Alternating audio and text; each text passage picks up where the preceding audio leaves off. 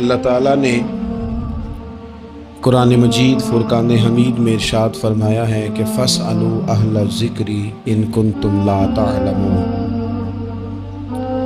اگر تمہیں کسی بات کا علم نہ ہو تو اہل علم سے سوال کر لیا کرو،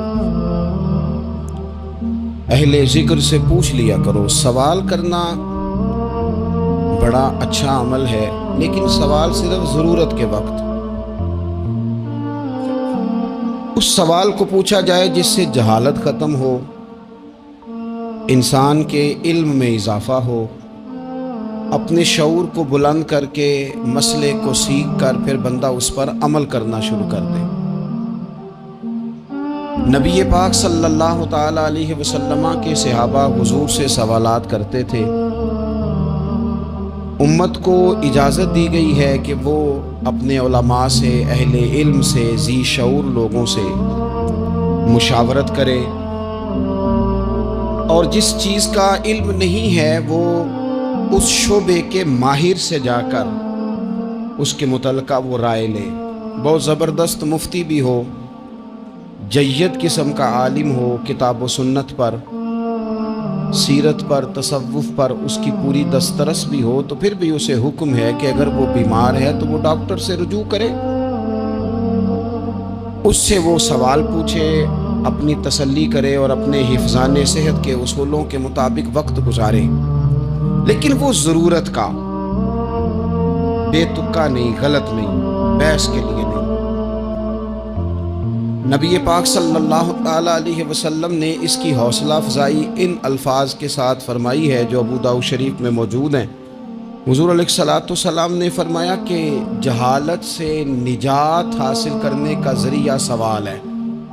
سوال پوچھو تاکہ تمہاری جہالت دور ہو جائے، لیکن اس کے کچھ قاعدے، کچھ ضابطے، کچھ اصول ہیں۔ ہمارے ہاں کچھ عرصے سے یہ رجحان ہوا ہے کہ ابحاث، کثرت سوالات، ایسی باتیں جن کا اس انسان سے جو سوال پوچھ رہا ہے دور دور تک کوئی تعلق ہی نہیں بنتا، بے معنی اور بے مقصد اور بے محل گفتگو، بے موقع باتیں، یہ رجحان پکڑتی جا رہی ہیں سوسائٹی کے اندر۔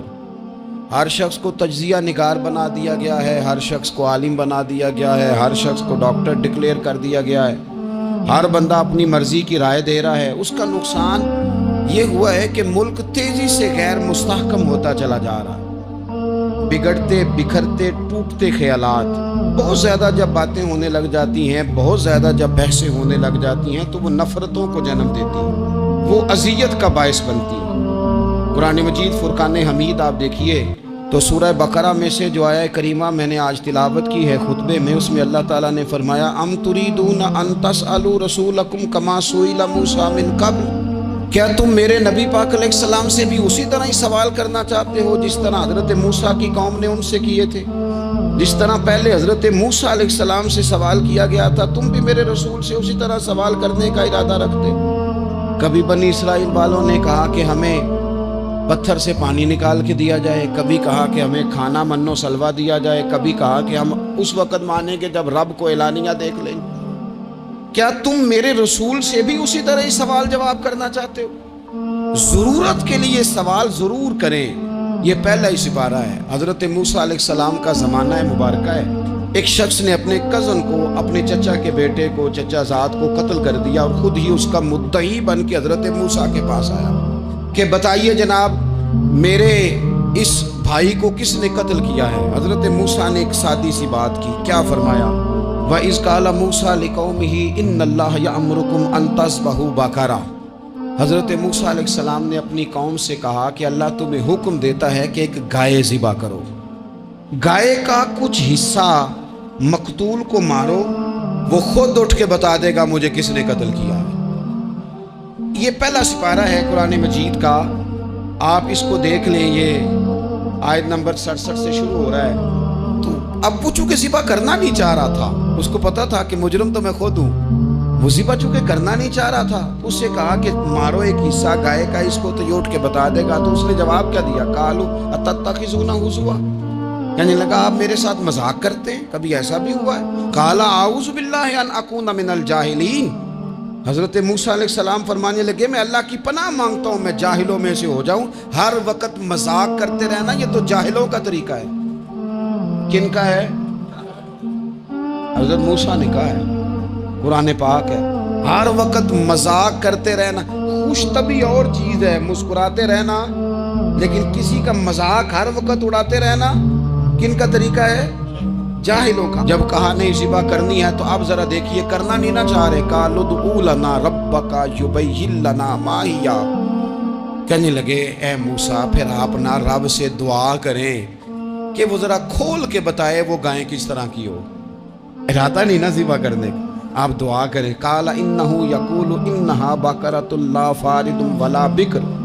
فرمایا کہ رب کہتا ہے وہ گائے نہ بوڑھی ہو نہ زیادہ بچیا ہو، عوان بین ذالک، ان کے درمیان ہو، یعنی جوان گائے ہو. فافعلوا ما تؤمرون، کرو جس کا تمہیں حکم دیا جا رہا ہے. قالوا ادع لنا ربک یبین لنا ما لونھا. لو اگلی بات سن لو. کہنے لگے آپ دعا کریں رب سے کہ وہ کھول کے بتائے اس کا رنگ کس طرح کا ہو، رنگ بتائیں کس طرح کا ہو. قال انہ یقول انہا بقرۃ صفراء. فرمایا رب فرماتا ہے کہ صفراء رنگ کی ہو، یعنی گہرے زرد رنگ کی ہو. یہ رب فرماتا ہے اس طرح کی گائے ذبح کرو. فاقع لونھا تسر الناظرین، اور جب کوئی اسے دیکھے تو اسے اچھا بھی لگے، آنکھوں کو اچھی لگے وہ گائے، اس طرح کی گائیں ذبح کرو. لو اتنی باتیں بتا دی. قالوا ادع لنا ربک یبین لنا ما ہی. کہنے لگے نہیں آپ پھر دعا کریں اللہ ذرا کھول کے بتائے گائیں کس طرح کی ہو. ان البقرۃ تشابہ علینا، ہمیں ذرا گائیں پر شبہ پڑ گیا ہے کس طرح کی ذبح کرنی چاہیے. وَإِنَّا انشاءاللہ لمہتدون، اگر اللہ نے چاہا تو ضرور ہم ہدایت پا جائیں گے. پھر اللہ تعالیٰ نے فرمایا کہ قال انہ یقول انہا بقرۃ لا ذلول تثیر الارض، گائیں اس طرح کی ہو کہ وہ کبھی کھیتی میں نہ چلائی گئی ہو، یعنی اس کو کبھی کام نہ اس سے لیا گیا ہو. بیل کو لوگ لگاتے تھے نا، جو کام آج ٹریکٹر سے لیا جاتا ہے وہ گائے بیل سے لیا جاتا تھا. تو وہ کھیتی باڑی کے کام نہ اس کو لگایا گیا ہو. ولا تسقی الحرث، اور نہ اس سے پانی نکالا گیا ہو، نہ کھیت چلانے ہل چلانے میں لگائی گئی ہو. اور وہ جو کنواں ہوتا تھا جس کے گرد گائیں گھومتی تھی، تو کہا وہ بھی کام اس نے نہ کیا ہو گائے نے. مسلمۃ لا شیۃ فیہا، وہ ہر عیب سے پاک ہونی چاہیے. قالوا الآن جئت بالحق، اب کہنے لگے اب آپ صحیح بات لے کے آئے، اب سوال ختم ہو گئے نا. کہنے لگے اب آپ بات فذبحوہا، انہوں نے ذبح کر دی. وما کادوا یفعلون، پر ایسا کرتے نظر آتے، لگتا نہیں تھا کریں گے ذبح پر ذبح. اچھا یہ گائیں پھر ملی کیسے؟ امام خازن کہتے ہیں کہ ایک نیک آدمی تھا، تو اس کا آخری وقت آ گیا تو اس کے پاس جو کل جمع پونجی تھی وہ ایک بچیا تھی، گائیں کی بچیا ویڑی، اس کے پاس وہ ایک بچیا تھی صرف. تو اس نے اس طرح کیا کہ اس کی گردن پر ایک مہر لگائی، اللہ کے نام پر بطور امانت اس نے اس کو جنگل میں چھوڑا. کہا یا اللہ میرا بیٹا ایک ہی ہے، وہ بھی چھوٹا ہے، اس کی حفاظت کرنا اور میرے بیٹے کو پہنچا دینا. بچہ بالغ ہو گیا. اس کی ماں نے کہا بیٹا جو امانتیں رب کے پاس رکھوائی جائیں نا ان میں خیانتیں نہیں ہوا کرتی، جا کے جنگل میں آواز دے تیری گائے واپس آ جائے گی. اس نے جا کے جنگل میں آواز دی کہ وہ جو میرے باپ نے امانت رکھوائی تھی وہ کدھر ہے. وہ نشان لگی ہوئی گائیں دوڑتی ہوئی اس کے پاس آئی. واللہ خیر الرازقین، جب رب بندوبست کرے، جب اللہ بندوبست کرے تو پھر معاملہ اور ہوتا ہے. وہ گائے آ گئی. اب اس نے کیا کیا اس نوجوان نے کہ وہ گائے گھر لایا، ماں سے آ کے کہا کہ اماں یہ تو اللہ نے فضل کر دیا. ماں کہنے لگی پتر حالات ہمارے خراب ہیں، منڈی میں لے جا اسے بیچ دے، لیکن سودا میری مرضی کے بغیر طے نہ کرنا. کس کی مرضی کے بغیر؟ کس کی؟